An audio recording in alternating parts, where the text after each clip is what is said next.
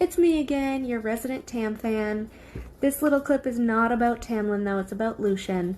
I was writing my Lucien week fic, and it was about how Lucien gets crowned the heir of the day court, with Elaine obviously, and I realized that Lucien is now more powerful than Amren in canon. Which is hilarious, because when he first got introduced to the Night Court people by Feyre, he was super, like, scared and intimidated of Amren because he knew of her and, like, knew what she was and everything as an ancient. And Amren was all like, "It's good that your pet knows his place." And I'm just like, karma's a bitch. Now you're a basic fae with no fucking powers. And Lucien is gonna be the heir of the day court. And also, I would go as far as to say Lucien is probably more powerful than Rhys, because we don't know the full extent of his power.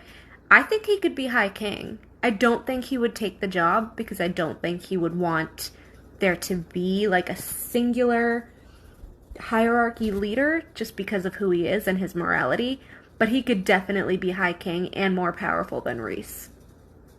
I just had another interesting thought based off of my Lucien and Amren video. But a recurring theme, I haven't read Tog or Crescent City, but according to what I've seen on Instagram, a recurring theme in SJM books is the either coming together or tearing apart of characters that are light and dark. And I think we actually see that with Lucien and Rhys. I know a lot of people will probably be like, no, it's Tamlin and Rhys. It's always been Tamlin and Rhys. That's why they always fight. But I think it's actually Lucien and Rhys.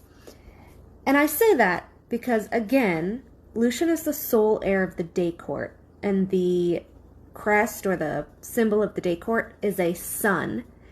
And we know the symbol of the night court is like the mountain with the stars, moon, whatever. And it's really a question of whether you think light tramples darkness or darkness tramples light. My friend was telling me how there's like this famous quote where it's like, light can travel super fast, but every time it gets there, the darkness is always waiting for it. But what if it's not in terms of speed? What if it's just in terms of, like, endurance? Because in the grand scheme of things, darkness gets trampled by light, in my opinion. So I actually think it's safe for me to say that if there is a High King plotline within the ACOTAR series, which SJM did kind of touch on in ACOSF, where actually Amren was the one pushing Rhys into using Nesta's made weapons to become High King. I think it will be between Rhys or Lucien. And I think that everyone would have to pick a side. I think that would be really interesting. I think it would be a really fun thing to see Feyre struggle with, because obviously we know she's going to choose Rhys because she's been terrible to Lucien since she's gone to the Night Court. But as his friend and as someone who's kind of made up with him, that might be difficult for her. I think it would be awesome to see Elaine actually take Lucien's side. I think it would be awesome to actually see Nesta take Lucien's side. Maybe Cassian. We know Azriel doesn't really have an opinion about Lucien aside from being a romantic rival for Elaine.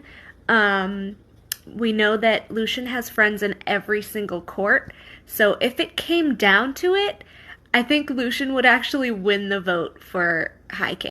Now, I actually definitely know that Lucien would win if it came to a vote.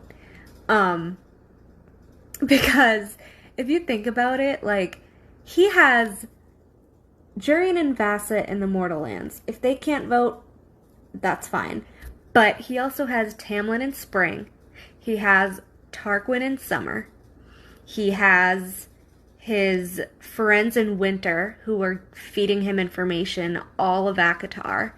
He has Nuon in the Dawn Court, which means he's a big part of,